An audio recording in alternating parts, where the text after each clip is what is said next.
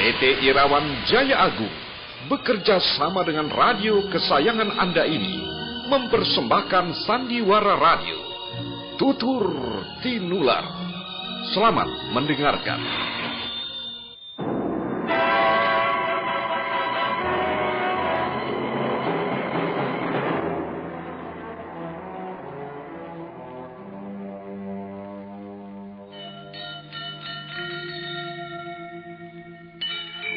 Beri nama pedang ini Naga Puspa.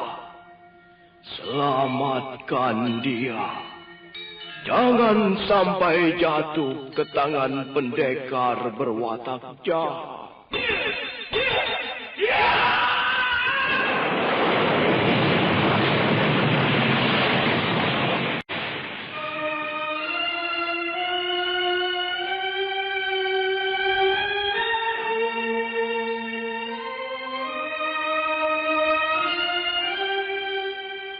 Tutur Tinular.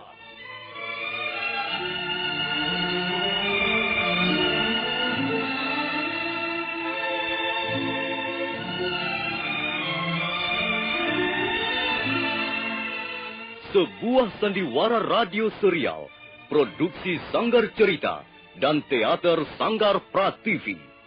Sebuah kisah dengan latar belakang sejarah runtuhnya Singasari dan berdirinya Kerajaan Majapahit.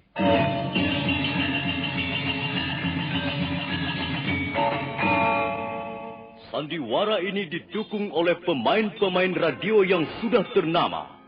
Ferry Fadli, Ivone Rose, dan Eli Ermawati.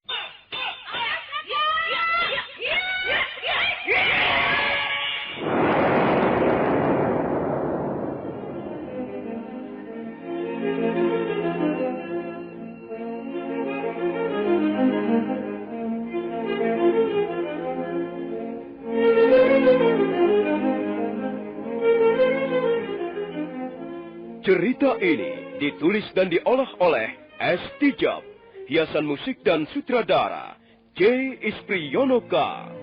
Kali ini mengetengahkan episode ke-9 dengan judul Badai Mengamuk di Atas Kediri. Aku pikir bulatnya kelapa, rasanya rasa sakit di kepala. Itu sakit kepala. Bapak-bapak, ibu-ibu, man mau sia bingung, lamin pening otak, sakit disit, nyeri pangotot ke sendi, atau nyeri pangautu haid, inom baik. Puyer obat sakit kepala cap siolas. Lamin putra-putri sia sakit panas, puyer cap siolas bau saturin panas. Jadi, lamin pening otak garusia, inom. Puyer obat sakit kepala cap siolas. Puyer obat sakit kepala cap 19. Puyer obat sakit kepala cap 19.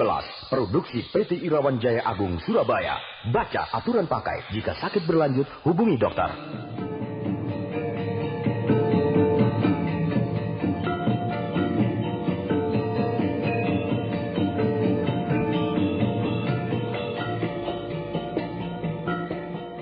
Dalam seri ke-251 ini didukung oleh para pemain Narto Bantul sebagai Arda Raja, Edi Johan sebagai Ike Mese, Herman sebagai Silananda Jaya, Nusri Nurdin sebagai Lembu Sora, Bambang Jeger sebagai Kebo Mundarang, Petrus Urspon sebagai Jaya Katwang, Masono sebagai Wira Raja, Heri Stiono sebagai Tias Sanggrama Wijaya, Rusli sebagai Rangga Lawe, dan Asdi Suhastra pembawa cerita. Selamat. Dengan membawa 1.000 orang prajurit, Arda Raja dan Patih Kebo Mundarang berangkat meninggalkan kota Kediri. Ikut serta dalam iring-iringan pasukan itu Empu Bajil, Dewi Sambi dan Empu Renteng. Mereka bermaksud mencegat bala tentara Tartar yang ingin mengunjungi padukuhan Majapahit. Pertempuran terjadi di desa Canggo. Akhirnya terjadilah pertempuran sengit. Lembu Sora, Rangga Lawe dan Mantri Silananda Cahya bertempur di belakang bala tentara Tartar di bawah pimpinan Panglima Ike Mese. Prajurit-prajurit Tartar bertarung dengan gagah berani. Mereka bertempur dengan senjatanya masing-masing yang rata-rata ukurannya sangat besar. Pedang beradu pedang, tombak beradu tombak, prajurit-prajurit Tartar terus mengamuk. Sementara prajurit-prajurit Kediri nampak semakin terdesak. Banyak di antara mereka yang roboh, bergelimpangan tak bernyawa lagi. Lembu Sora dan Rangga Lawe tak mau ketinggalan. Mereka membabat kiri kanan prajurit-prajurit Kediri yang berada di sekitar mereka. Melihat keadaan pasukannya yang kocar-kacir, Arda Raja segera memberikan aba-aba untuk mundur. Mundur! Ayo cepat mundur! Balik pasukan! Mundur!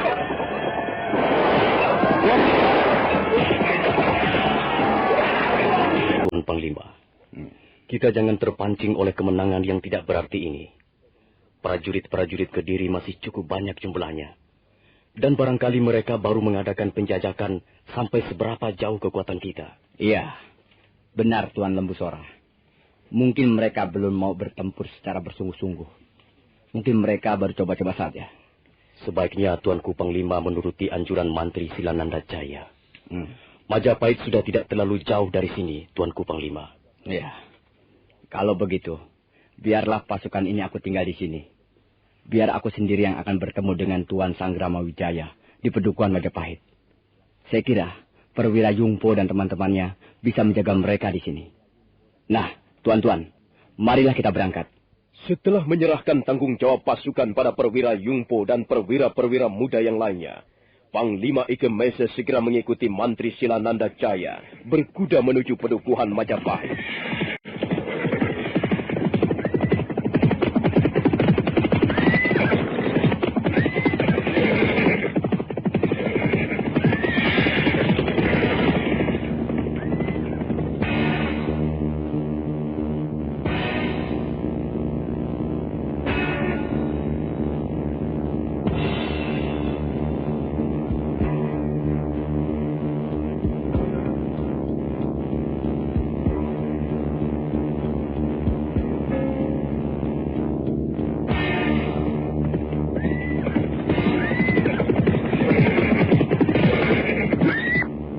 Bagaimana Paman Kepemundaran? Kita sudah melihat dengan mata kepala sendiri bahwa Majapahit menjalin hubungan dengan pasukan asing. Benar Gusti Arda Raja. Dan seperti yang sudah hamba katakan sejak semula, hal ini bisa membahayakan pemerintah Kediri. Kalau memang dia Sanggrama Wijaya merencanakan berontak dengan kekuatan pasukan asing itu, pemerintah Kediri bisa kerepotan Gusti. Sudah keduga sejak semula, Paman. Aku tidak pernah menyukai kehadiran desa yang bernama Majapahit. Desa itu hanya akan menjadi tempat atau sarang bagi para pemberontak. Semua ini kesalahan Ayahanda Prabu sendiri. Mengapa Kakang Wijaya harus diampuni? Mengampuni orang seperti Sanggrama Wijaya sama halnya memelihara seekor anak macan, Paman. Kalau sudah besar, ia pasti akan menggigit majikannya sendiri. Sudahlah Gusti. Lebih baik kita melakukan hal-hal yang berguna untuk kesejahteraan pemerintah Kediri. Janganlah mengungkit-ungkit hal-hal yang sudah lama terjadi. Hal itu justru akan bisa melemahkan kekuatan kita sendiri. Lebih baik sekarang ini kita segera menghadap Sang Prabu untuk melaporkan apa yang baru saja kita alami di desa Canggu. Baik, Paman Mundaran. Ayo kita berangkat.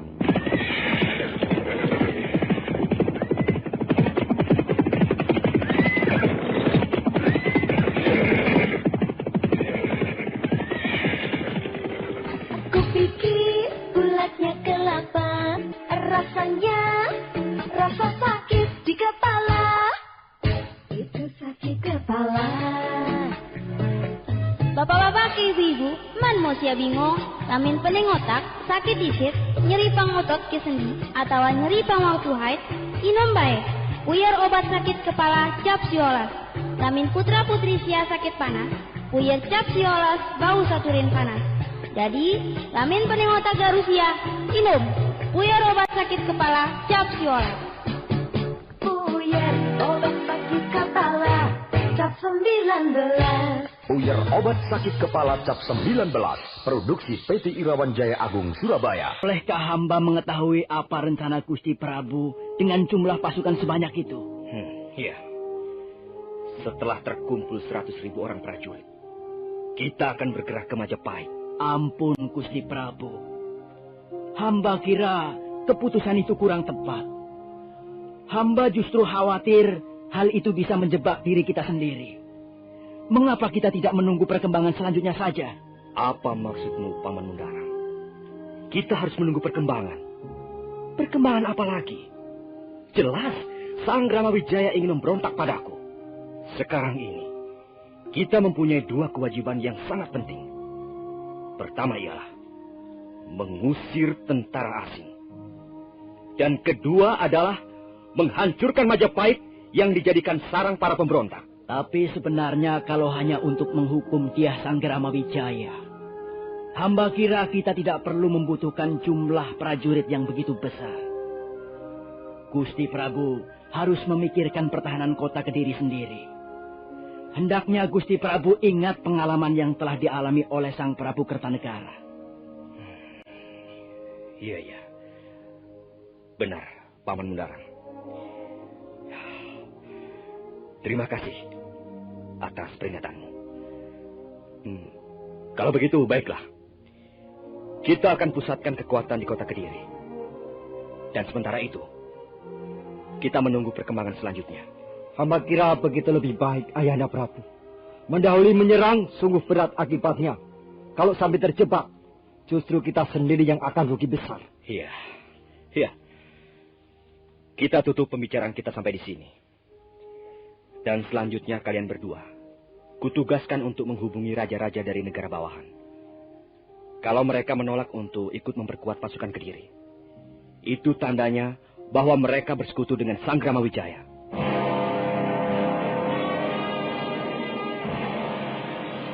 Aku pikir bulatnya kelapa, rasanya rasa sakit di kepala. Itu sakit kepala. Bapak-bapak ke ibu-ibu, man mau sia bingung, lamin pening otak, sakit isit, nyeri pangotot ke sendi, atau nyeri pangwaktu haid, inom baik. Puyer obat sakit kepala cap siolas. Lamin putra putri sia sakit panas, puyer cap siolas bau saturin panas. Jadi, lamin pening otak garusia, inom. Puyer obat sakit kepala cap siolas. Puyer obat sakit kepala cap 19. Puyer obat sakit kepala cap 19. Produksi PT Irawan Jaya Agung Surabaya. Baca aturan pakai. Jika sakit berlanjut, hubungi dokter.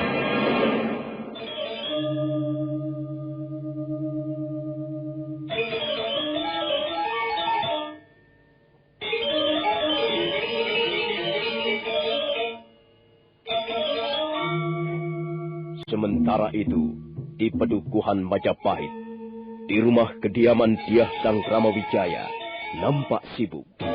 Dyah Sanggramawijaya sedang menerima tamu kehormatannya, Panglima Ikemese, yang datang dengan beberapa orang prajurit Tartar. Mereka nampak berunding di ruangan pendopo. Hadir dalam perundingan itu, Lembu Sora, Rangga Lawe, Sang Ramapati, Kebo Anabrang, dan orang-orang kepercayaan Dyah Sanggramawijaya yang lain.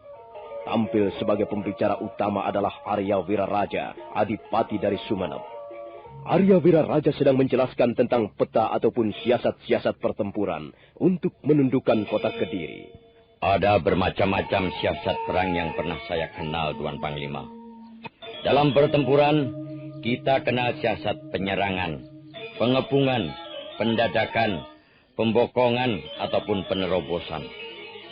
Sekarang, mari kita lihat peta kota Kediri berikut bentengnya. Benteng kota Kediri terletak persis di tepi Sungai Berantas. Kita bisa mengepung kota Kediri dari 4 jurusan.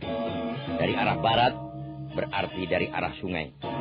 Kemudian dari arah timur, dari arah anak Sungai Berantas. Dan dari arah selatan, kita bisa memasang tenda-tenda perkemahan di sekitar Candi Palas Panataran. Kemudian, kita tempatkan juga pasukan di arah utara. Yang penting, janganlah diberi kesempatan pasukan Kediri untuk meminta bantuan kepada negara-negara bawahannya. Maaf, Kakang Adipati. Bagaimana sikap kita kalau ternyata bantuan itu datang dari negara-negara bawahan seperti Jenggala, Sanggariti, ataupun Sengguru? Nah, kalau mereka datang juga untuk membantu memperkuat pasukan Kediri di dalam kota, Hal ini menjadi tugas dan tanggung jawab prajurit-prajurit Majapahit. Gusti Sanggrama Wijaya bisa membokong mereka dari belakang. Jadi pasukan kami harus kami pecah menjadi 4 bagian. Begitu, Tuan. Pasukan Tartar cukup dipecah menjadi 3 bagian, Tuan Panglima. 1 bagian di bawah perintah Tuan Panglima Ike Mese sendiri. 1 bagian lagi di bawah perintah Panglima Kausing. Dan bagian yang lain di bawah perintah Panglima Sipi. Sementara bagian yang keempat yang akan menyerang dari arah timur, biarlah diambil alih oleh prajurit-prajurit Majapahit.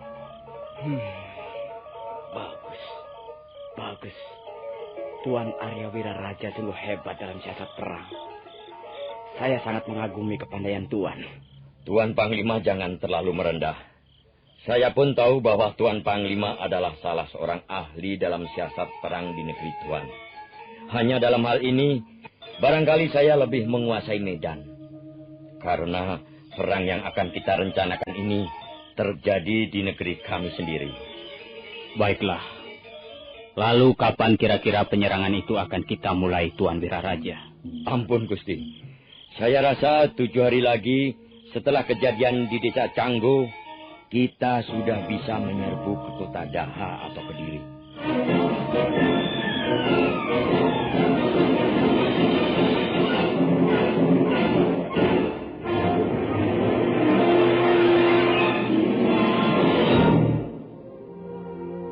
Malam itu juga, setelah menyelesaikan perundingan tentang rencana menyerbu kota Kediri, Panglima Ike Mese segera kembali ke desa Canggu untuk menemui pasukannya yang tinggal di sana. Kemudian bersama dengan perwira Yungpo dan perwira-perwira muda lainnya, mereka berangkat kembali ke desa Pacekan. Sementara itu di Pedukuhan Majapahit, Dyah Sanggrama Wijaya masih duduk di ruangan pendopo dengan ditemani oleh para andahannya. Nah, Gusti Sanggrama Wijaya. Ya, Tuan Wiraraja. Ada satu hal yang ingin saya sampaikan pada Gusti. Oh, katakan saja, Tuan. Soal apa itu? Soal prajurit-prajurit Majapahit. Begini, Gusti. Prajurit-prajurit Majapahit yang sekarang ini berhasil Gusti himpun, saya kira belumlah memadai untuk terjun ke kancah peperangan yang sesungguhnya. Mereka sama sekali belum mempunyai pengalaman. Saya khawatir kalau mereka nanti menjadi ragu-ragu untuk bertindak. Mereka butuh pengertian lebih jauh tentang suasana medan peperangan, Gusti. Mereka juga butuh semangat. Mereka butuh landasan bertempur yang kokoh. Oh, iya. Lalu apa yang seharusnya saya lakukan, Tuan? Kumpulkanlah mereka di halaman, Gusti. Dan bicaralah panjang lebar dengan mereka. Kobarkanlah semangat bertempur mereka agar mereka mau bertarung mati-matian sampai titik darah penghabisan demi Majapahit, Gusti. Baik, Tuan. Saran Tuan Arya Wiraraja akan segera saya penuhi. Kakang Ranggalawi. Iya, Gusti. Kumpulkanlah prajurit-prajurit Majapahit di halaman sekarang juga. Kumpulkanlah mereka dengan berpakaian lengkap dan bersenjata. Baik, Gusti. Hamba akan segera menjalankan perintah.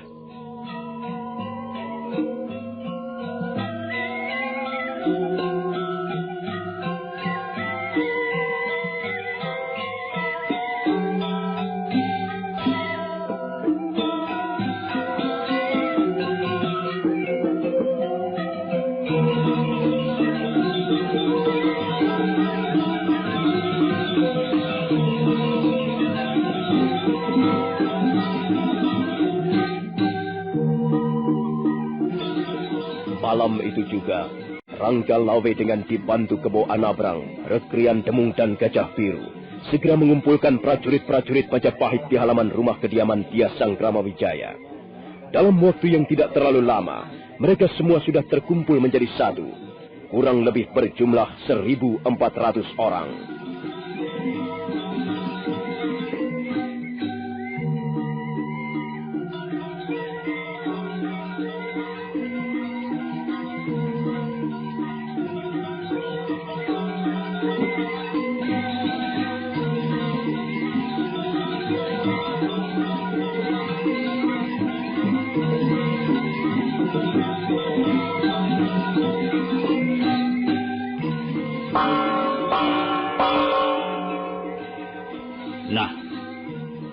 Saudara-saudaraku semuanya, prajurit-prajurit Majapahit yang gagah berani. Malam ini, tepat tengah malam tanggal 15 bulan Caitra, tahun 1293, kita berkumpul di sini. Pada tanggal 19 nanti, kita semua akan bergerak menuju kota Kediri, bergabung dengan pasukan Tartar. Dan selanjutnya, kita akan menyerbu kota Kediri. Pada saat itulah, jiwa keprajuritan kalian diuji. Rasa kecintaan kalian pada Majapahit juga diuji. Pada saat itulah, kalian bisa membuktikan sebagai prajurit-prajurit Majapahit yang terbaik. Kalah ataupun menang, bukan urusan kita. Yang penting kita harus bertempur sebaik-baiknya. Memberikan segala yang ada, yang kita miliki, untuk Majapahit. Untuk cita-cita kita bersama.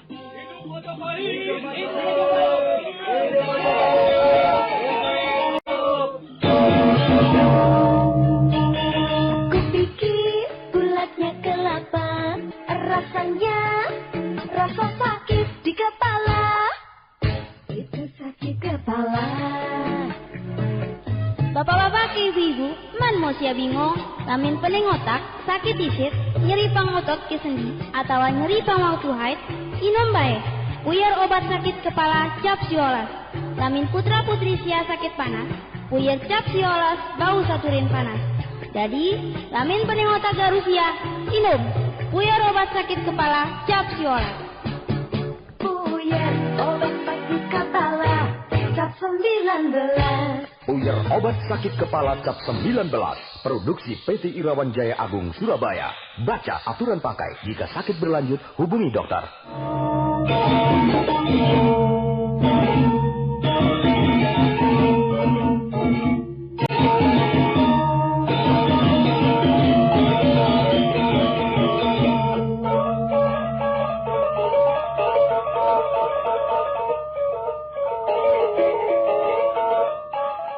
Demikianlah, dia Sang Kramawijaya berusaha mengobarkan semangat prajurit-prajuritnya. Nah, bagaimanakah kisah selanjutnya? Apakah akhirnya Majapahit dengan dibantu oleh bala tentara Tartar dapat menundukkan kota Kediri? Saudara pendengar, silakan menunggu seri berikutnya. Sampai jumpa.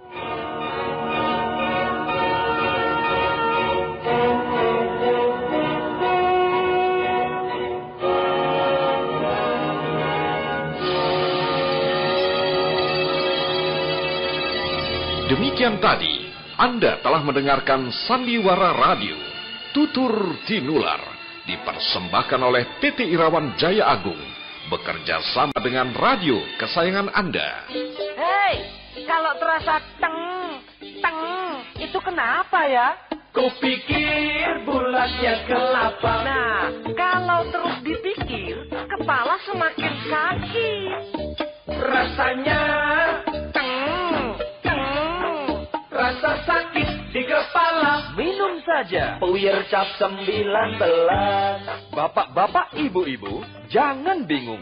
Kalau sakit kepala, sakit gigi, masuk angin, minumlah Puyer obat sakit kepala cap 19.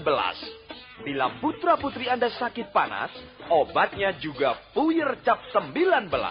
Ayo semua saja, sediakan selalu Puyer cap 19. Cap 19. Puyer obat sakit kepala dan turun panas cap 19. Produksi PT Irawan Jaya Agung Indonesia. Baca aturan pakai jika sakit berlanjut, hubungi dokter. Ku beri nama pedang ini Naga Puspa. Selamatkan dia. Jangan sampai jatuh ke tangan pendekar berwatak jahat.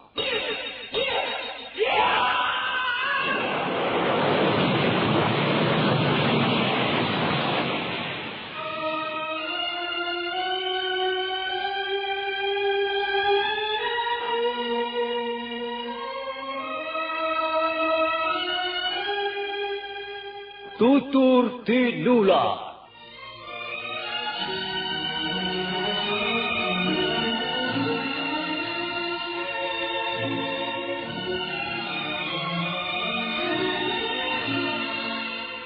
sebuah sandiwara radio serial, produksi Sanggar Cerita dan Teater Sanggar Prativi. Sebuah kisah dengan latar belakang sejarah runtuhnya Singasari dan berdirinya Kerajaan Majapahit.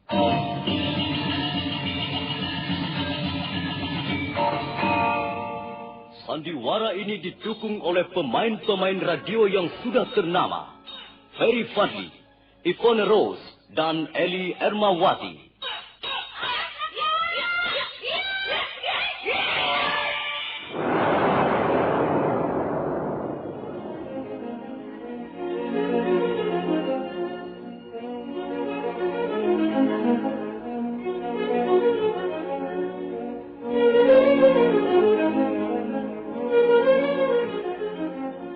Cerita ini ditulis dan diolah oleh S. Tijab, hiasan musik dan sutradara J. Ispriyonoka. Kali ini mengetengahkan episode ke-9 dengan judul Badai Mengamuk di Atas Kediri.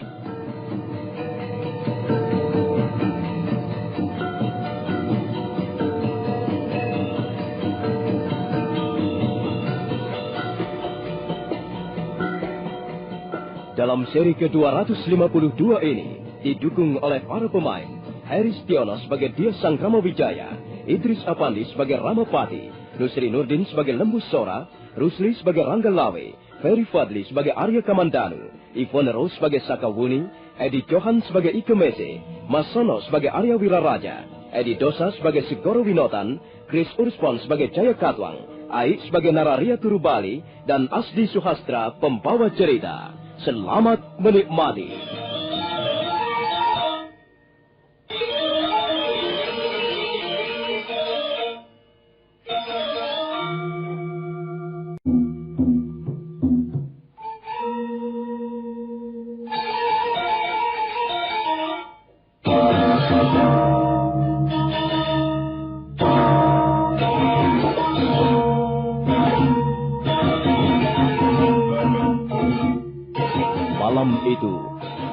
Tanggal 15 bulan Caitra tahun 1293. Malam sangat lengang.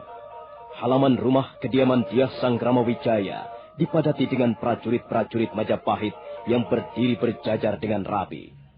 Mereka tengah mendengarkan pengarahan dari Ratu Gustinya sehubungan dengan rencana penyerbuan ke kota Daha. Menurut rencana, kota Daha atau Kediri akan dikepung 4 jurusan. Perang besar akan segera terjadi. Ledakan besar akan segera terdengar membahana di atas langit kota Kediri.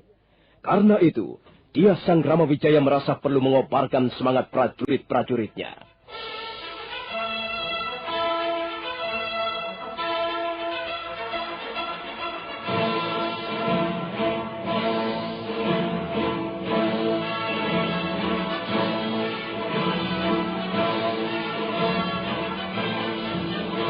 Karena itu, saudara-saudaraku semuanya, pada tanggal 19 bulan Caitra tahun 1293 yang akan datang nanti, adalah hari bersejarah bagi Majapahit.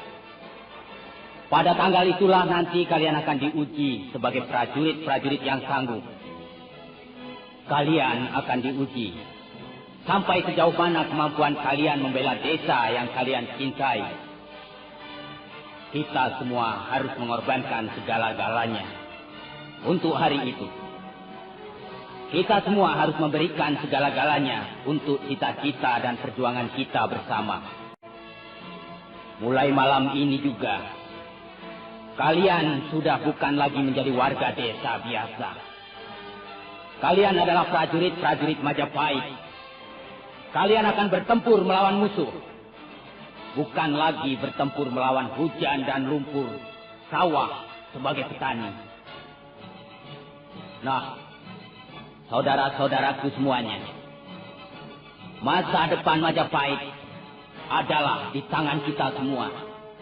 Bukan di tangan siapa-siapa. Di tangan kita semua.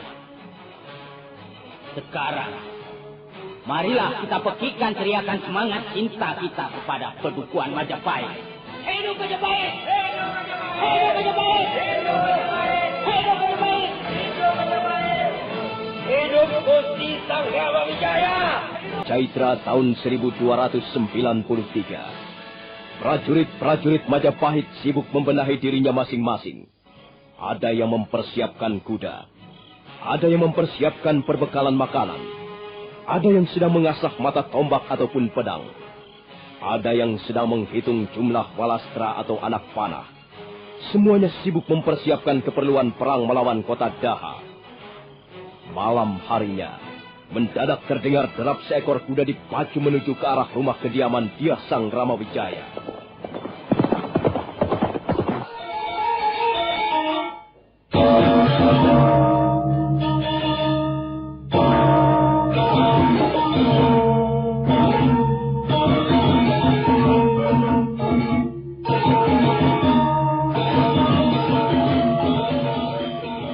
Ada apa, Paman Numbusora? Ada laporan dari Telik Sandi mengatakan bahwa bala tentara Tartar sudah bergerak menuju kota Daha, Gusti. Ya, kalau begitu, kita pun harus segera berangkat, Paman. Benar, Gusti. Sudah saatnya kita berangkat. Kalau begitu, siapkan anak-anak semuanya, Paman. Kau juga, Kakang Ranggalawi. Bantulah Paman Numbusora untuk mengerahkan pasukan Majapahit. Baik, Gusti. Saya kira tidak perlu Majapahit kita kosongkan, Paman. Tinggalkanlah beberapa ratus orang prajurit untuk menjaga desa kita ini. Baik, Gusti. Ayo, Ranggalawe. Kita kerahkan anak-anak sekarang juga.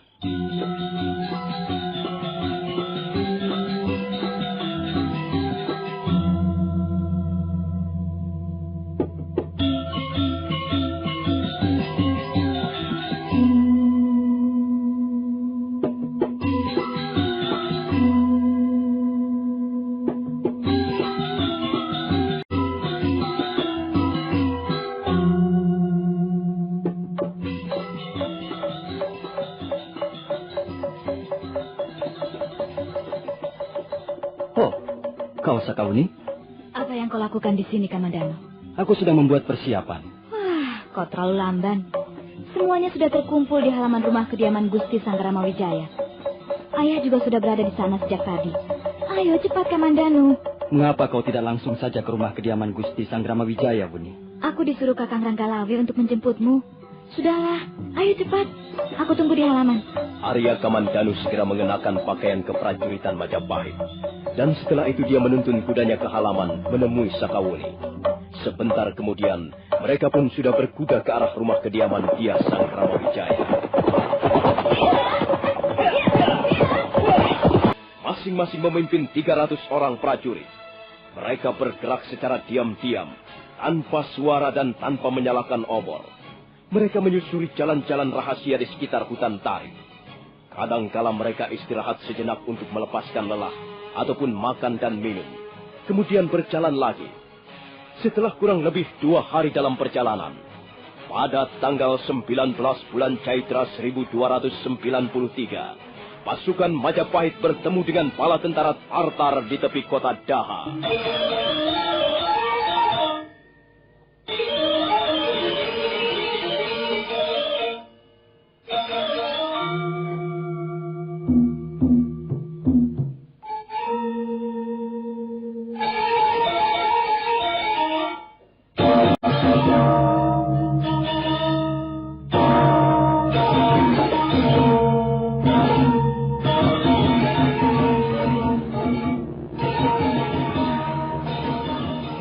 Bagaimana Tuan Panglima Ikumese?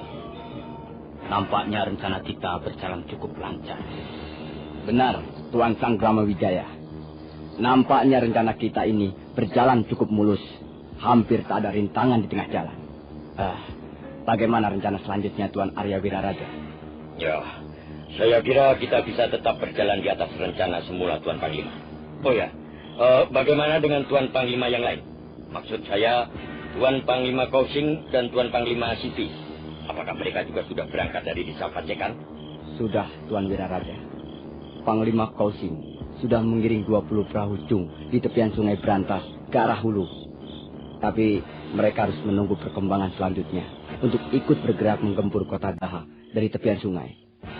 Panglima Sipi juga sudah berangkat dengan 700 prajurit.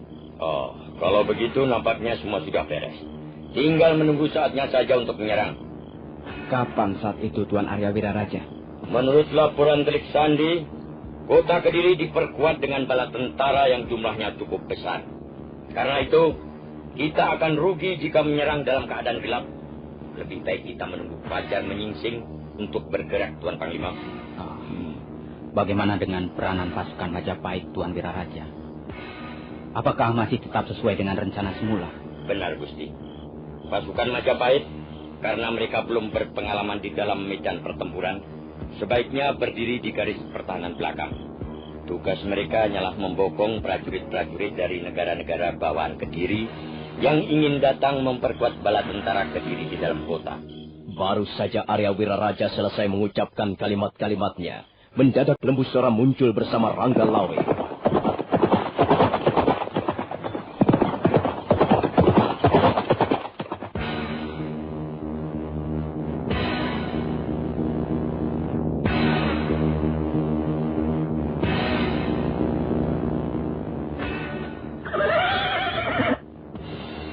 Ada apa, Paman Lembu Sora? Pasukan Kediri yang ditanam di kota Singasari sedang dalam perjalanan menuju kemari, Gusti. Mereka berjumlah kurang lebih 500 orang prajurit. Mereka dipimpin oleh Mantri Segoro Winotan. Nah, Gusti, agaknya pasukan Majapahit yang harus lebih dulu bekerja. Kalau begitu, ayo cepat, Paman. Kita hadang mereka. Kita jegat mereka di tengah jalan. Jangan sampai mereka memberikan bantuan ke kota Kediri. Baik, Gusti. Maaf, Tuan Panglima Ikemeso. Kami terpaksa meninggalkan Tuan Panglima. Ada pekerjaan yang harus kami selesaikan sekarang juga. Silakan Tuan Sanggrama Wijaya.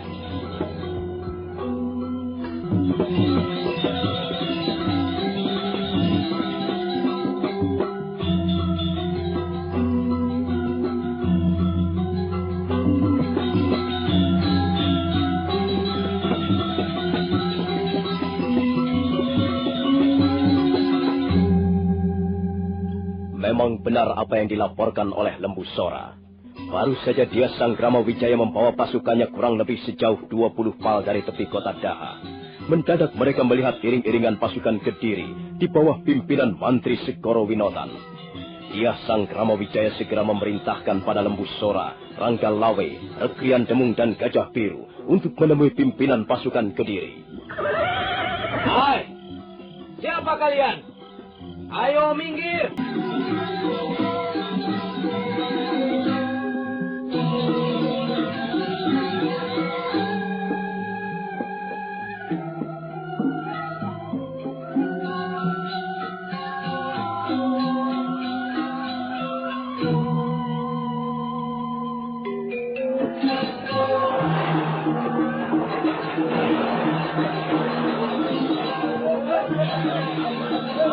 Begitu prajurit-prajurit Kediri bergerak untuk menyergap, Rangga Lawe segera menarik kerisnya yang bernama Mega Laman. Keris itu mengeluarkan pamor berwarna kebiru-biruan. Itulah sebagai pertanda pada pasukan Majapahit yang berlindung di balik bukit, di bawah pimpinan Sanggrama Wijaya, harus segera menggempur prajurit-prajurit Kediri di bawahnya. Maka berhamburanlah prajurit-prajurit Majapahit. Prajurit-prajurit Kediri menjadi salah tingkah. Apalagi setelah pasukan pemanah menghamburkan anak panahnya ke arah mereka. Prajurit-prajurit Kediri menjadi kebingungan. Mereka seketika kucar kacir. Sebagian lari tunggang langgang, dan sebagian besar yang lain roboh bersimbah darah. Mantri Segoro Winotan berusaha memberikan perlawanan. Tapi akhirnya orang kepercayaan Jaya Katwang yang ditanam di kota Singasari itu binasa di tangan Rangga Lawe.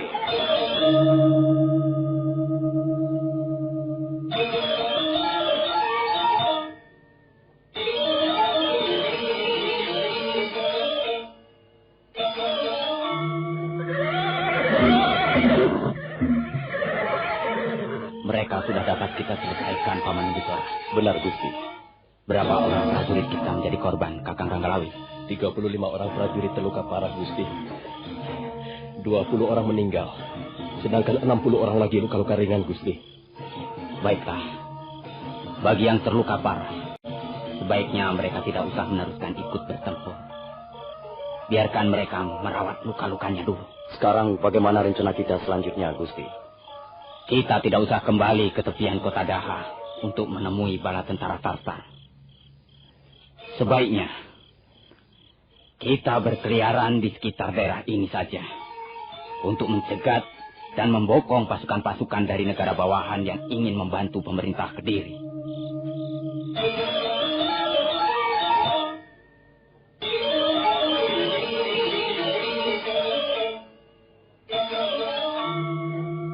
Malam itu sangat lengang. Kota Daha diliputi kesunyian yang mencekam.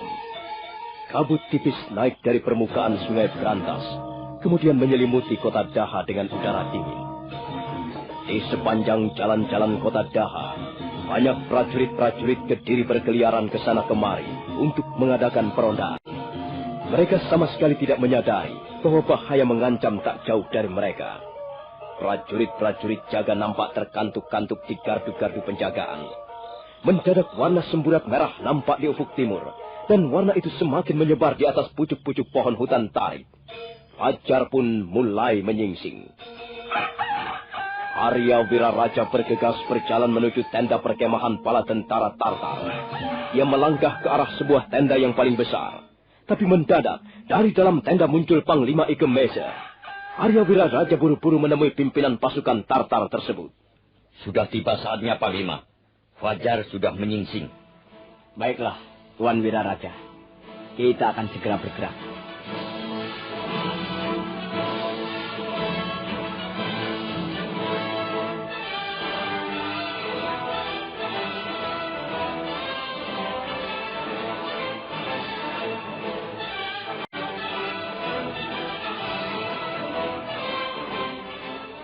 Tak lama kemudian, pasukan Tartar bergerak ke arah kota Daha. Bentrokan yang pertama terjadi di Gapura yang menuju kota Daha. Pertempuran sengit pun segera berkobar, kemudian disusul bentrokan di tempat lain. Pasukan Tartar terus bergerak maju mengadakan pendadakan, pembokongan, ataupun penyergapan di mana-mana. Prajurit-prajurit Kediri nampak seperti belum siap untuk bertempur. Mereka terkejut mendapat serangan yang sangat mendadak, dan akibatnya mereka banyak yang terbunuh.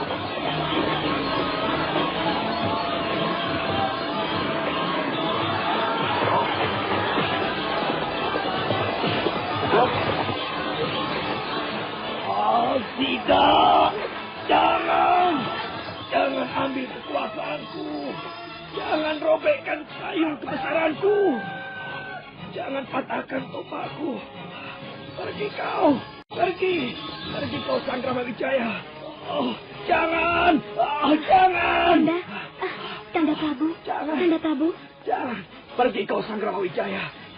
Kurang ajar! Pengkhianat, tikus busuk.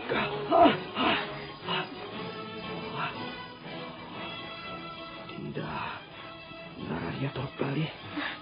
Tanda Prabu harus segera bangun dan mengadakan persiapan. Ada apa, Dinda? Apa yang terjadi? Telah terjadi pertempuran di dalam kota Daha, Kanda.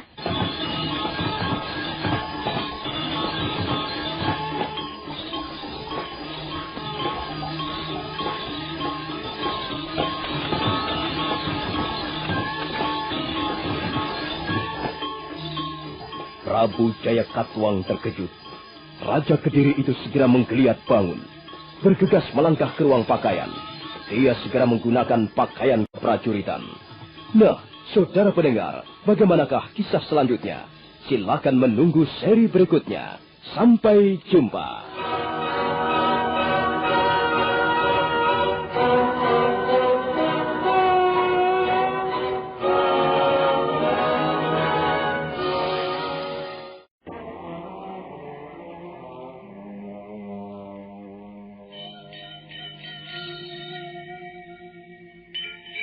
Beri nama pedang ini Naga Puspa.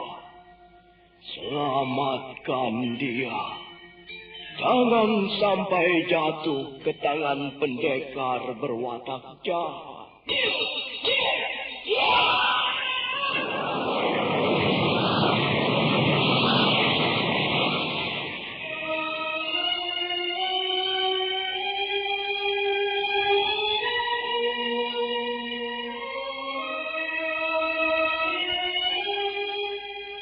Tutur Tinula.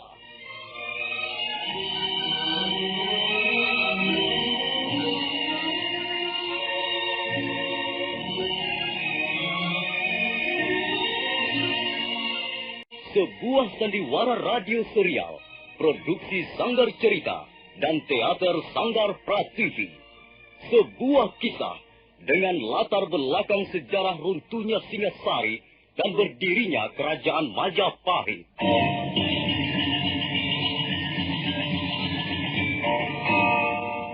Sandiwara ini didukung oleh pemain-pemain radio yang sudah ternama, Ferry Fadli, Ivone Rose, dan Eli Ermawati.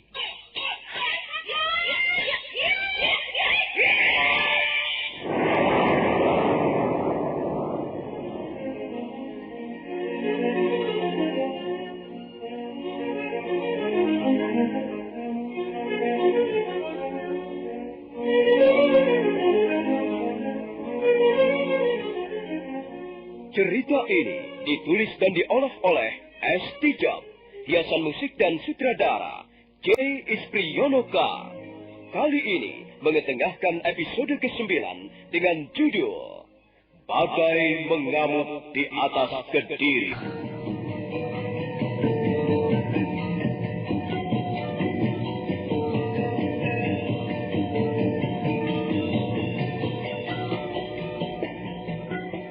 Dalam seri ke-253 ini, didukung oleh para pemain, Petrus Urspon sebagai Jaya Katwang, Ai sebagai Nararia Turuk Bali, Sabeni sebagai prajurit, Bambang Ceger sebagai Kebo Mundarang, Narto Bantul sebagai Arda Raja, Nusri Nurdin sebagai Lembu Sora, Heri Stiono sebagai Dia Sang Rama Wijaya, Peter Pan sebagai Banyak Kapuk, Edi Johan sebagai Ike Mesa, Ferry Fadli sebagai Arya Kamandanu, dan Asdi Suhastra pembawa cerita. Selamat menikmati.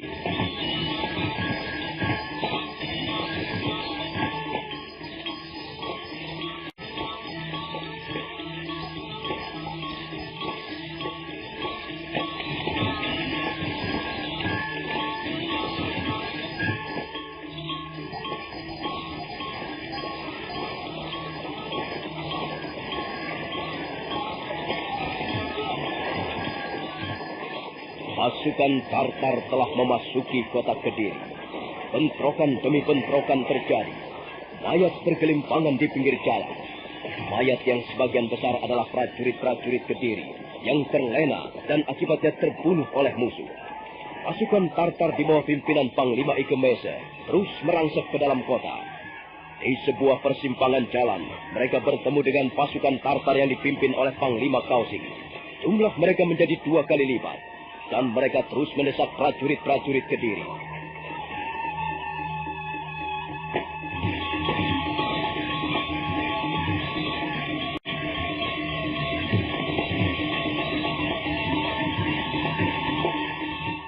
Sementara itu, Prabu Jaya Katwang baru saja terbangun dari tidurnya.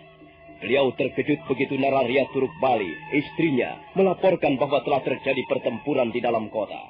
Apa? Telah terjadi pertempuran di kota Kediri. Benar, Kanda Prabu. Pasukan asing itu berhasil masuk kota Kediri dan membunuh banyak sekali prajurit-prajurit kita. Berdebah. Setan Allah. Prajurit-prajurit asing itu tidak boleh kembali ke negeri leluhurnya. Mereka harus kita bunuh. Mereka sudah berani kurang ajar di tanah Jawa. Dan mereka harus menanggung akibat perbuatannya. Indah Turuk Bali. Ya, Kanda Prabu. Cepat siapkan pakaian keprajuritanku. Aku sendiri yang akan memimpin pertempuran melawan bala tentara asing. Aku sendiri yang akan menghantam mereka.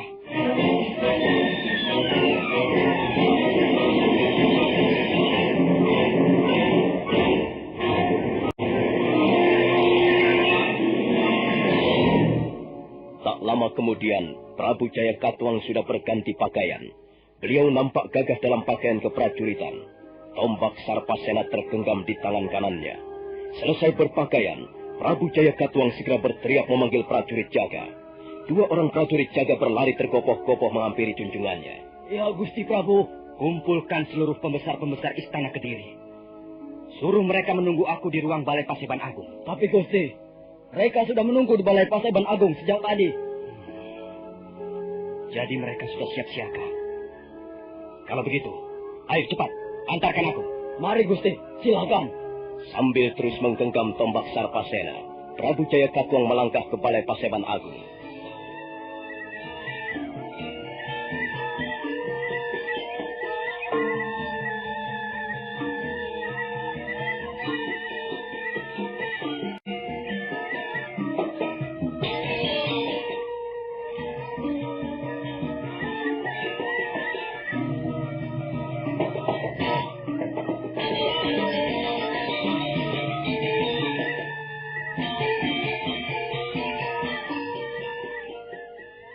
Apa benar pasukan asing itu telah berani kurang ajar masuk kota Kediri, Paman Kebumundaran? Benar, Gusti Prabu. Bahkan telah terjadi bentrokan beberapa kali dengan prajurit-prajurit Kediri. Mereka harus membayar mahal perbuatan mereka yang kurang ajar. Berapa kira-kira jumlah mereka, Paman Kebumundaran? Semula mereka kira-kira berjumlah 500 orang. Tapi kemudian mereka bergabung dengan teman-temannya. Sekarang ini jumlah mereka tidak kurang dari 1.000 orang prajurit. Ampun Ayahanda Prabu. Jumlah mereka bahkan sekarang sudah bertambah lagi. Rupanya kota Kediri dikepung dari 4 jurusan. Baru saja hamba mendapat laporan bahwa ada pasukan asing yang ikut bergabung mengempur kota Kediri. Dan mereka masuk Kediri dengan melalui jalan Sungai Berantas. Mereka menambatkan perahu-perahu mereka di tepi Sungai Berantas. Kurang ajar. Kalau begitu, kita tunggu saja mereka di alun-alun. Tutup pintu gerbang alun-alun. Kalau mereka berani masuk alun-alun kota Kediri, kita tinggal membabat mereka satu persatu. Kalau begitu, kita menggunakan cara bertahan, Ayahanda Prabu. Iya, kita bertahan di dalam benteng. Tapi kita harus bersiap siaga membantai mereka beramai-ramai.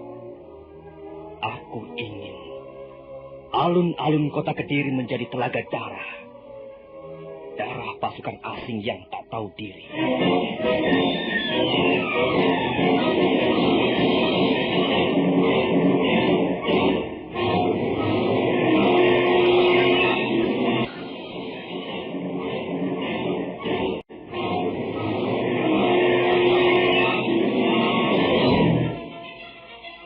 Sementara itu masih berlangsung sengit pertempuran antara pasukan Tartar dengan tentara Kediri. Kota Kediri menjadi hiruk-pikuk oleh dentingan senjata tajam dan jeritan orang-orang yang terluka. Bangkai kuda ataupun bangkai manusia bergelimpangan di kiri kanan jalan. Patahan senjata-senjata berserakan di sepanjang jalan kota-kota Kediri. Pasukan Tartar yang telah bergabung menjadi satu terus mendesak maju. Panglima Kausing, Panglima Sipi, dan Panglima Ike Mese berteriak sambil bertarung dan mengobarkan semangat prajurit-prajuritnya. Prajurit-prajurit Kediri kelihatan keteter. Dalam setiap bentrokan, banyak di antara mereka yang terbunuh. Yang takut mati segera lari tunggang langgang sambil membuang senjatanya.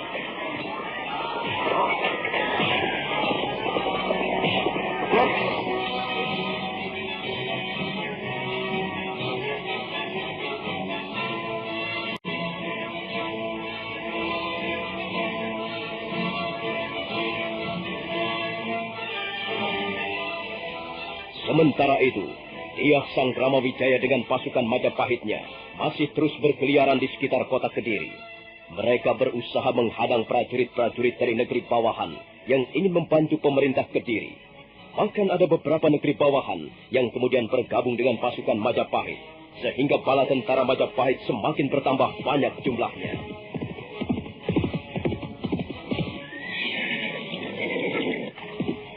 Ampun Gusti. Nampaknya telah terjadi pertempuran besar-besaran di dalam kota Kediri. Bagaimana jalannya pertempuran itu, Paman Nembusara?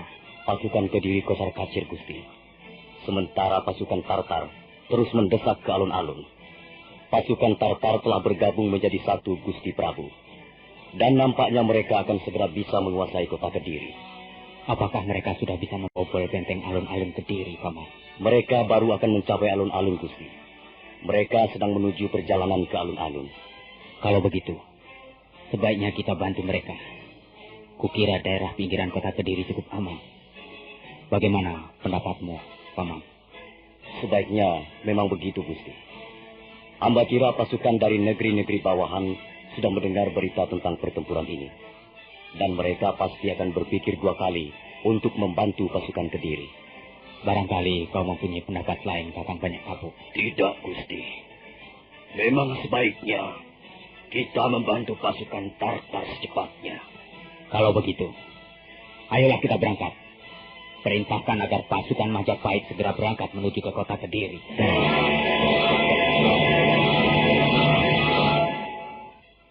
Lembu Sora, Rangga Lawe, Banyak Kapuk, Sakawuni, dan Arya Kamandanu segera mengerahkan pasukan Majapahit. Mereka menyusun barisan menjadi 3 gelombang. Dan tak lama kemudian, mereka pun berangkat menuju kota Kediri.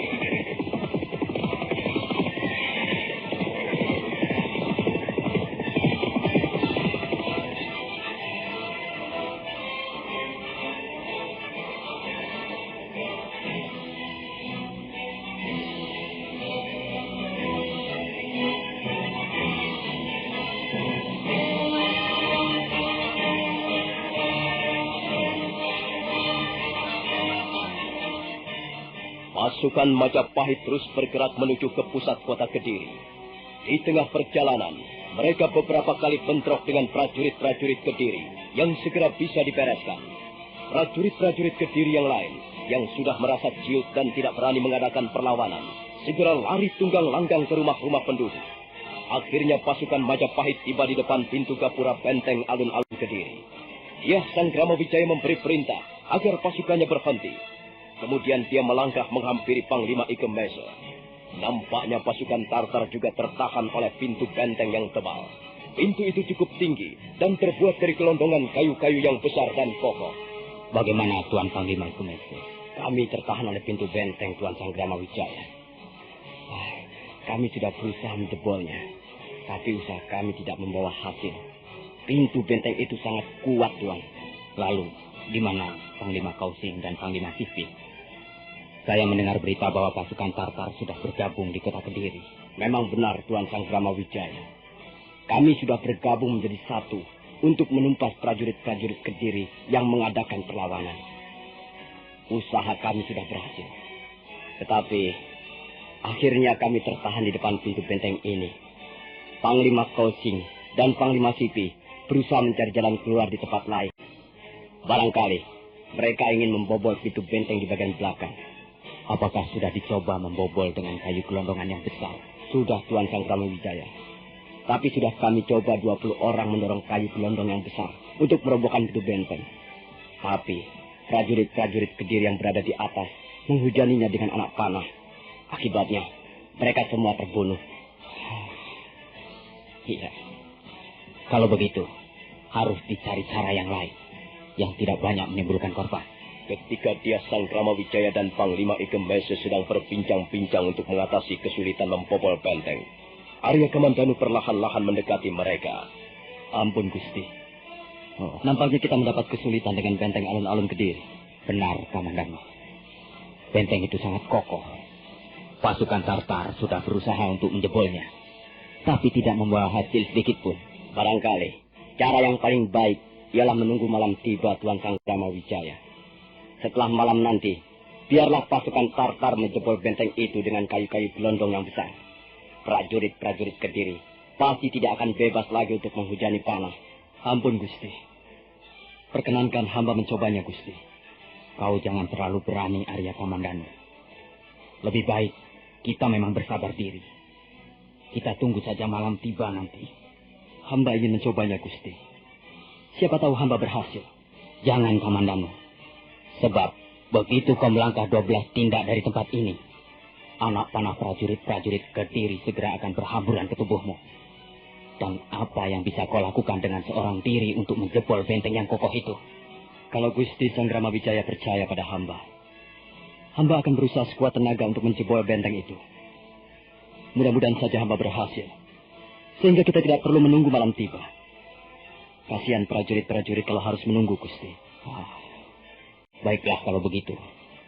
Tapi kau harus hati-hati, Kamandanu. Hamba mohon doa restu, Gusti.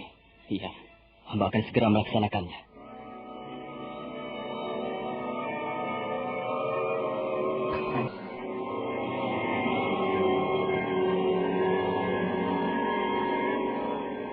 Arya Kamandanu segera bersedekap untuk sesaat lamanya. Matanya terpejam. Dia menyedot nafas beberapa kali. Kemudian terasa pusarnya menjadi dingin. Hawa dingin itu terus naik merambat ke atas dan menyebar ke seluruh dada. Mendadak tubuhnya merasa ringan sekali. Itulah Aji Seipi Angin. Setelah menerapkan Aji Seipi Angin, Arya Kamandanu kemudian menarik pedang naga puspa yang terselip di pinggangnya.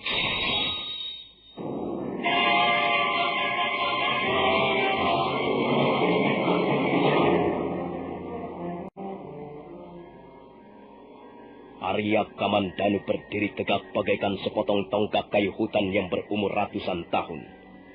Tubuhnya kelihatan tegar dan perkasa. Kemudian tubuh yang tegap itu melangkah perlahan-lahan mendekati pintu benteng. Sementara tangan kanannya menggenggam pedang naga puspa yang bernyala-nyala. Kemudian secepat kilat, Arya Kamandanu melompat. Gerakannya sangat cepat, sehingga sukar diikuti oleh pandangan mata biasa. Dan pada saat berikutnya, Apa yang terjadi hanyalah merupakan suatu tontonan yang menakjubkan bagi para prajurit yang berdiri di sepanjang pagar benteng.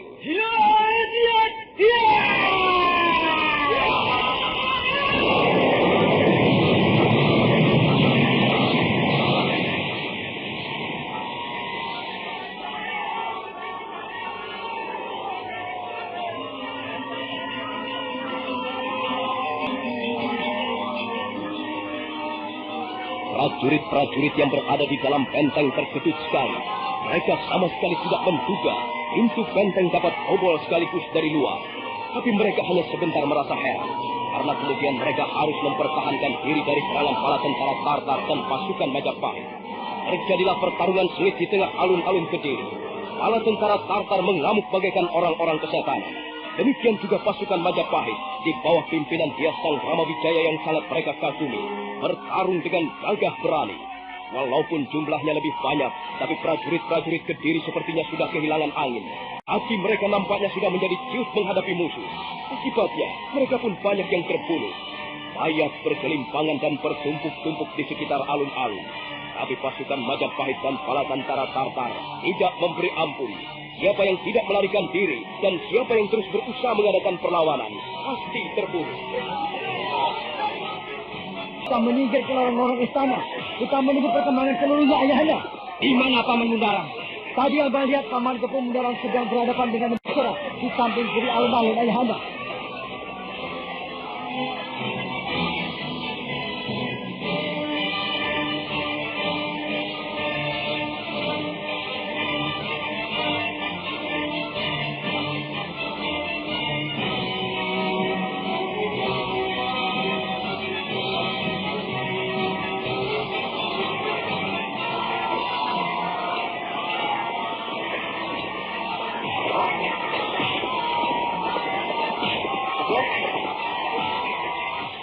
Ayo, Kepu Mundarang, keluarkanlah seluruh kemampuan. Kita bertarung sebagaimana seorang perwira. Jangan sombong, Kakang Lembu Sora. Sekalipun prajurit-prajurit Kediri kocar kacir, Kepu Mundarang tidak bakalan tinggal gelanggang colong pelai. Aku tidak bakalannya kabur dari medan peperangan ini. Ayo, Kakang Lembu Sora, kita teruskan pertarungan ini. Buka hatimu, Kepu Mundarang.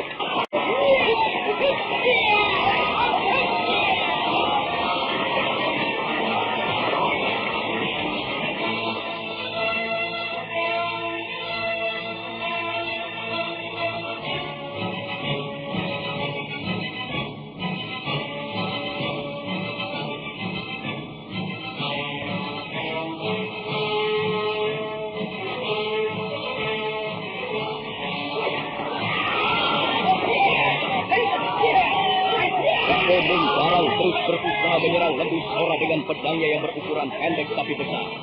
Lembu Sora menghadang serangan itu dengan lincah. Mereka bertempur di tengah kesibukan peperangan antara prajurit-prajurit Kediri melawan prajurit-prajurit Majapahit yang dibantu pasukan Tartar. Debu mengepul di tengah-tengah alun-alun kota Kediri. Teriakan mempahana sampai ke angkasa. Bunyi dentingan pedang bagaikan jeritan maut yang setiap saat dapat mencabut nyawa manusia. Tubuh-tubuh bergelimpangan tak tentu arah. Arah berceceran di mana-mana. Dan nampak prajurit-prajurit Kediri semakin terdesak.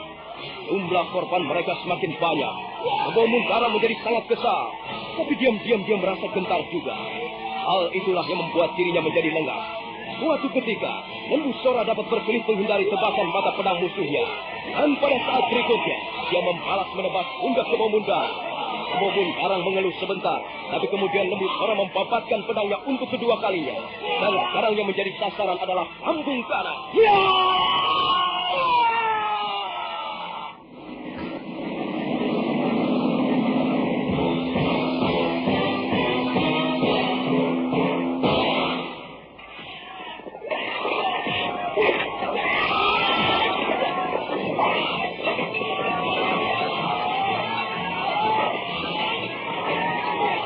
Kepu Mundarang akhirnya sempoyongan, roboh bersimbah darah, dan matilah hati Kediri tersebut. Sementara pertarungan masih belum reda, dengan sisa-sisa keberaniannya, prajurit-prajurit Kediri masih berusaha untuk mengadakan perlawanan. Nah, saudara pendengar, bagaimanakah kisah selanjutnya? Silakan menunggu seri berikutnya. Sampai jumpa.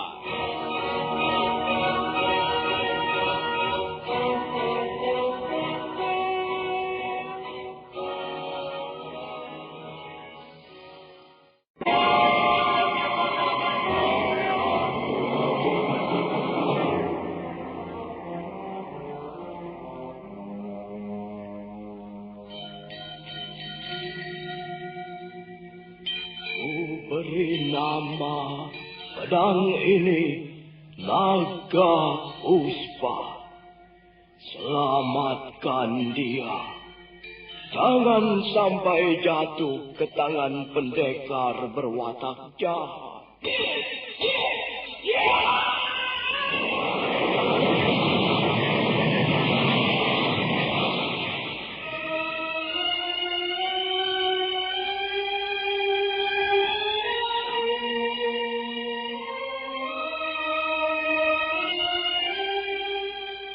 Tutur Tinular.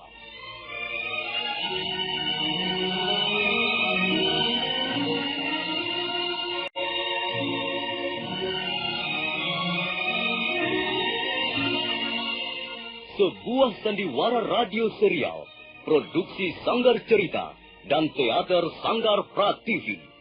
Sebuah kisah dengan latar belakang sejarah runtuhnya Singasari dan berdirinya Kerajaan Majapahit.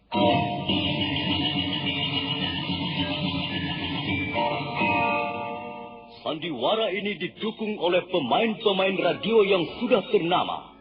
Ferry Fadli, Ivone Rose, dan Eli Ermawati.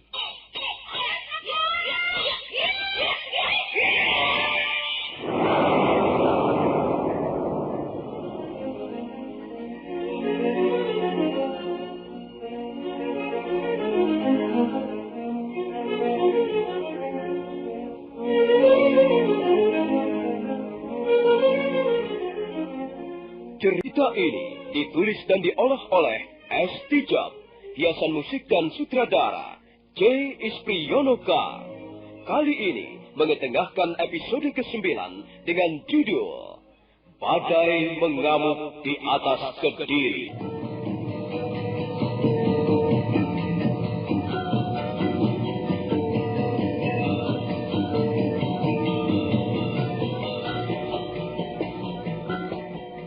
Dalam seri ke-254 ini didukung oleh para pemain Yoko sebagai Empu Renteng, Rusli sebagai Rangga Lawe, Lukman Tambose sebagai Empu Bajil, Ivone Rose sebagai Sakawuni, Ferry Fadli sebagai Arya Kamandanu, Margaret sebagai Dewi Sambi, Peter Pan sebagai Banyak Kapuk, Edi Johan sebagai Ike Meze, Heri Stiono sebagai Dias Sangkrama Wijaya, Nusri Nurdin sebagai Lembu Sora, Ai sebagai Nararia Turubali, Chris Urspon sebagai Jaya Katwang, dan Asdi Suhastra pembawa cerita. Selamat menikmati.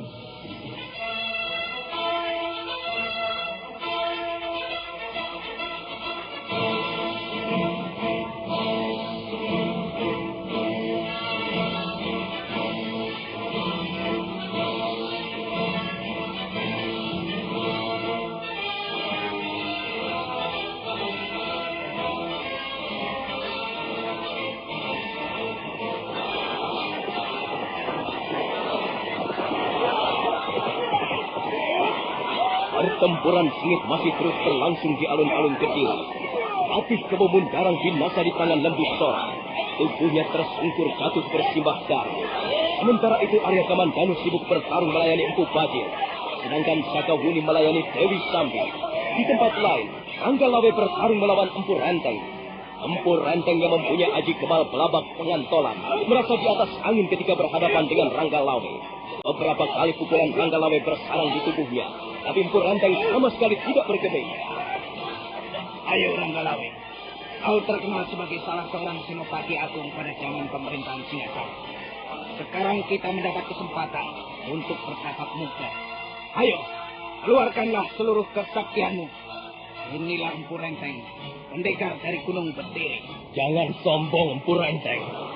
Aku tahu kau mempunyai aji kebal belabak pengantolan. Tapi Rangga Lawe, aku adalah seorang satria dari Tuban. Tidak bakalannya aku mundur setapapun. Dan terimalah seranganku berikutnya, Empu Renteng. Empu Renteng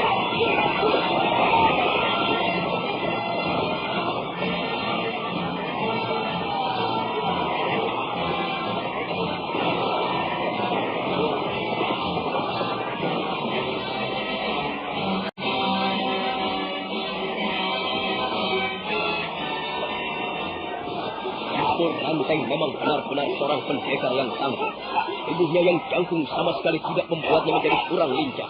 Di samping itu Aji Kebal Babak Pengantolan merupakan benteng pertahanannya yang sangat kuat. Beberapa kali cotosan Rangga Lawe mengenai plak di bagian dada ataupun hulu hatinya. Tapi Empu Renteng masih kelihatan tenang-tenang saja. Rangga Lawe menjadi kesal. Secepat kilat dia mencabut keris Mega Lamat. Tubuhnya melenting ke atas dan hinggap dengan manis di atas tanah yang berdebu. Hai! Empu Renteng! Kalau memang daging kulitmu kuat dan perkasa seperti batu, kau boleh tahanlah serangan kerisku, keris Mega Lamat ini. Empu Renteng menjadi gelagapan untuk sesaat lamanya. Matanya memandang tajam ke arah pamor keris Mega Lamat yang memancar kebiru-biruan warnanya. Dia tahu keris itu adalah senjata yang ampuh, keris yang menjadi kebanggaan darah bangsawan Tuban. Karena itu dia sudah menyedot nafasnya 3 kali berturut-turut. Wajahnya menjadi merah padam dan tegang.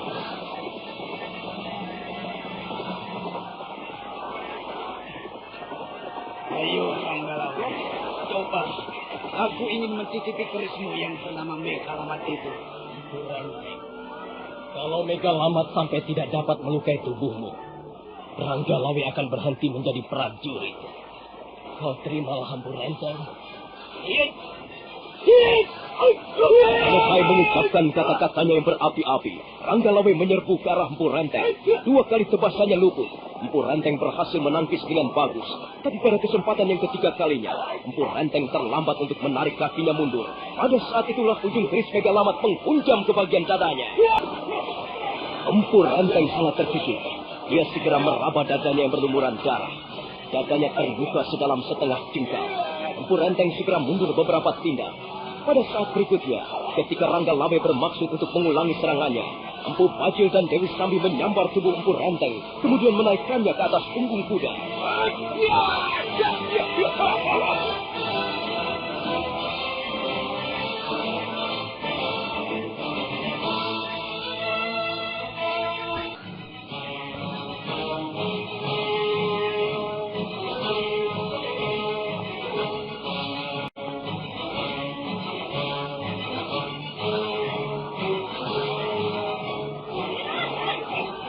Empu Bajil, Dewi Sambi, dan Empu Renteng segera kabur dari medan peperangan.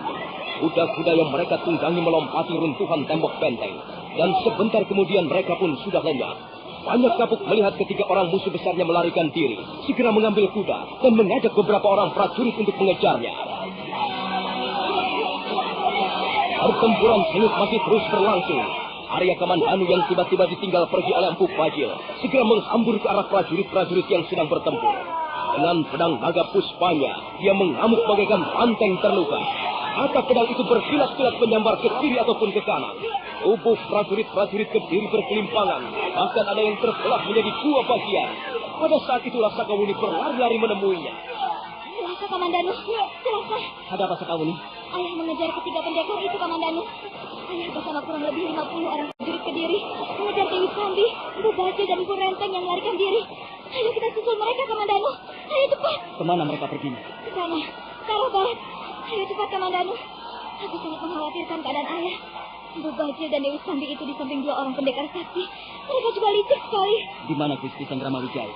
Gusti Sanggrama Wijaya sedang menghadapi Arda Raja di alun-alun sebelah timur. Tapi Kebumendarang sudah terbunuh oleh Paman Lebusora. Baiklah. Ayo cepat. Kita ambil kuda dan kita susul ayahmu.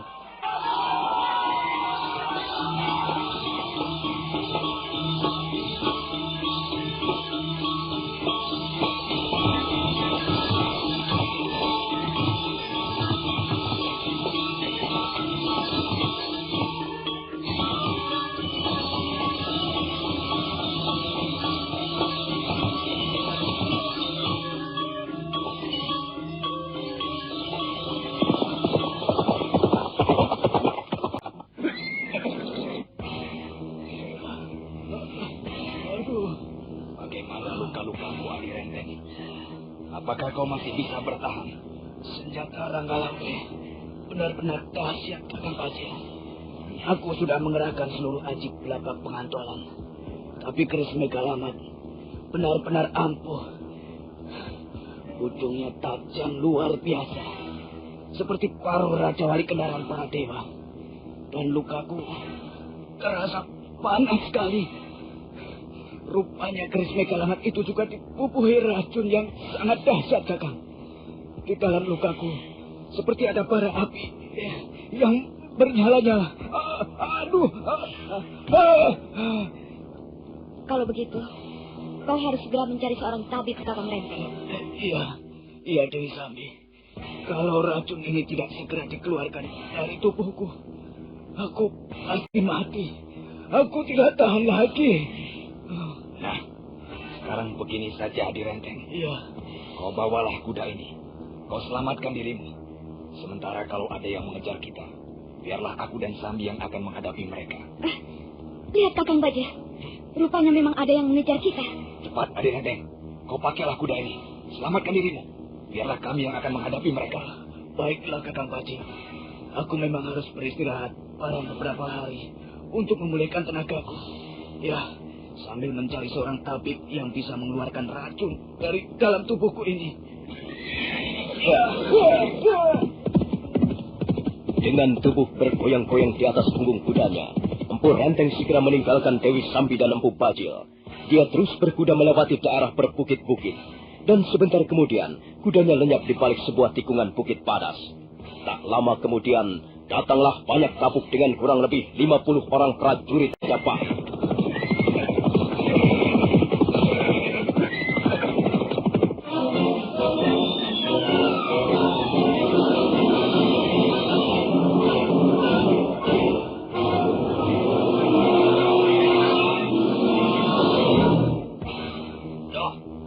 Bagaimana, Bajil? Mengapa kalian tidak menyerah saja? Sudah dapat dipastikan, Kediri akan runtuh hari ini juga. Lebih baik kau menyerah dan menjadi tawanan kami.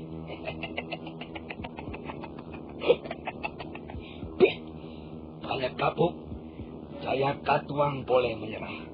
Prajurit-prajurit Kediri boleh kocar kacir. Tapi Empu Bajil dan Dewi Sambi pantang menyerah. Mau apa kau sekarang, ha? Empu Bajil, mengapa tidak kau gunakan akal sehatmu?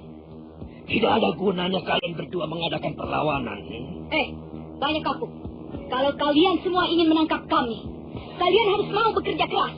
Dan kami hanya mau dibawa setelah menjadi mayat. Bagus. Bagus. Itu adalah pernyataan seorang pendekar berani. Pantang menyerah. Sudahlah, banyak kapuk. Tidak usah banyak bicara. Sekalipun kau membawa kurang lebih 50 orang prajurit, tapi kukira tidak mudah untuk menangkap kami. Kita lihat saja apa yang akan terjadi, Empu Bajil. Ayo, angkat mereka. Ringkus mereka berdua. Ayo, tangkap.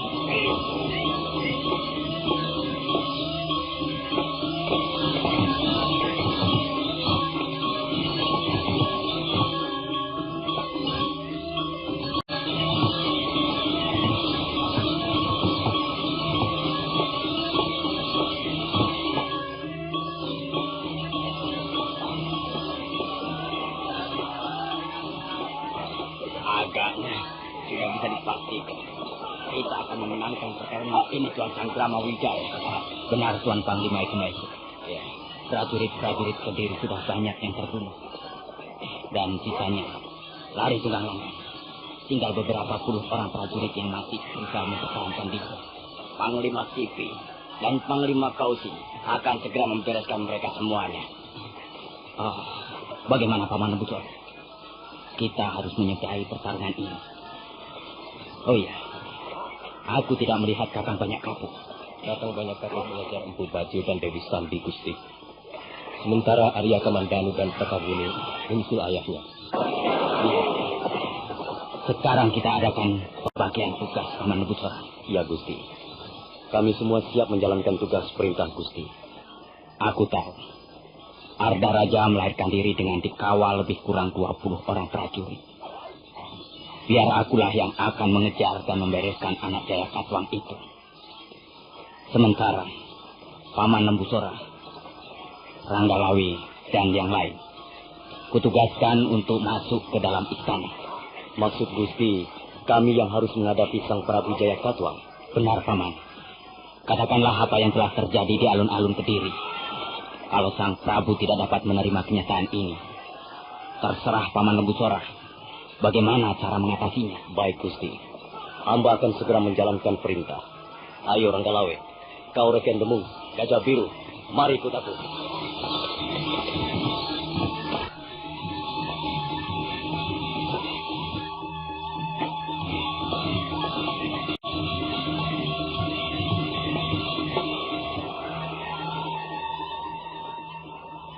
Bagaimana selanjutnya Tuan Sanggrama Wijaya?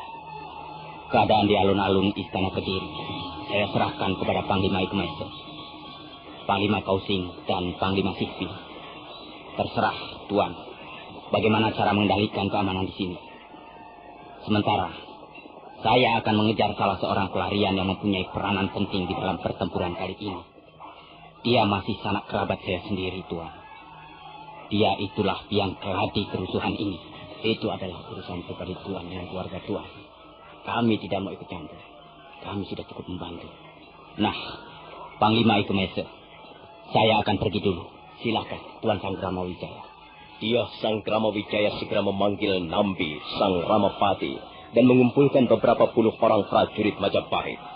Setelah terkumpul kurang lebih 40 orang prajurit, dia Sanggrama Wijaya segera meninggalkan alun-alun Kediri untuk mengejar Arda Raja.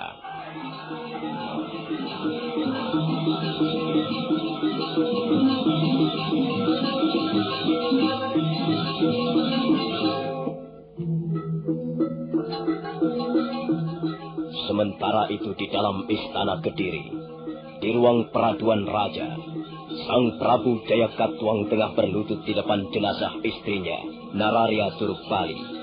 Dia kelihatan sedih sekali melihat jenazah istrinya yang sangat dicintainya.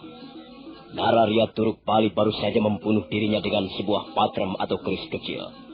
Di samping tubuh yang tergeletak bergelimang darah itu, ada selembar daun lontar yang berisi tulisan. Sang Prabu Jaya Katuang segera memungut daun lontar itu dan membaca isinya. Maaf, Kanda Prabu Jaya Katuang. Hamba tidak dapat menahan diri lagi. Hamba terpaksa memulai hidup hamba dengan patrem kecil pemberian Ayahanda Prabu Kertanegara almarhum. Hamba tidak tahan melihat dan mendengar cerita tangis para prajurit yang sedang bertarung. Hamba menjadi sangat sedih. Mengapa pertumpahan darah seperti ini selalu terjadi? Dan mengapa perebutan kekuasaan selalu terulang kembali? Siapakah sebenarnya yang bersalah? Barangkali tidak ada yang bersalah. Hamba sama sekali tidak menyalahkan Kanda Prabu yang ingin tetap duduk di atas kekuasaan. Tapi hamba juga tidak ingin menyalahkan dia Sanggrama Wijaya.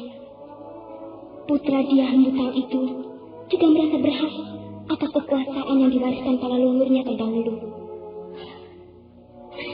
Maafkan hamba, Kanda Prabu. Selama ini, hamba sudah setia mendampingi Kanda Prabu Jaya Katuang. Semenjak sebelum menjadi Raja Gelanggelang, setelah menjadi Raja Gelanggelang, dan kemudian menjadi Raja Besar di Kediri. Selamat tinggal, Kanda Prabu. Tidak terpaksa pergi mendahului Kanda Prabu. Dinda Nararya Turukbali, mengapa akhirnya menjadi begini? Mungkin akulah yang bersalah. Mungkin benar apa yang dikatakan Prabu Kertanegara. Akulah orang yang tak tahu diri, tak tahu terima kasih. Tapi tidak. Jaya Katuang tidak bersalah. Aku bukan merebut hak orang lain.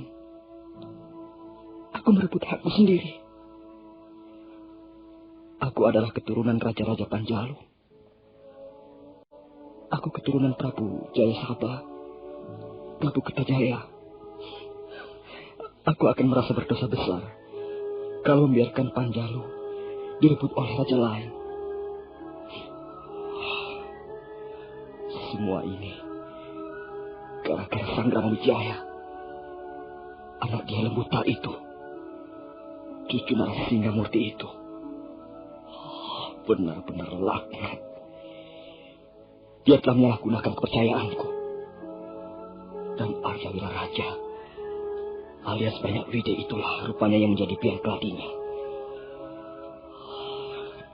Tidak. Pokoknya aku tidak mau menyerah. Sekalipun tinggal seorang diri, aku akan terus mempertahankan tahta Kediri. Pada saat itulah Lembu Sora, Rangga Lawe, Regrian Demung dan Gajah Biru serta beberapa orang prajurit Majapahit menyerbu masuk.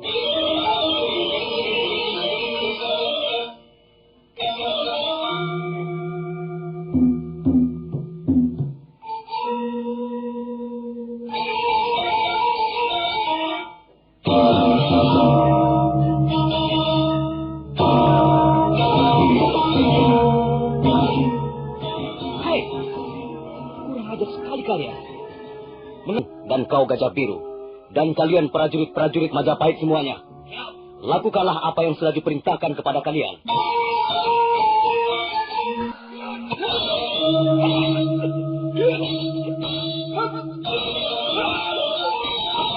Dengan tombak Sarpasena, Prabu Jaya Katuang membendung serangan-serangan lawannya. Ujung tombaknya yang berkilat-kilat menyambar ke sana kemari. 3 orang prajurit sekaligus roboh begitu terkena samparan tombak Sarpasena. Nah, saudara pendengar, bagaimanakah kisah selanjutnya? Silakan menunggu seri berikutnya. Sampai jumpa.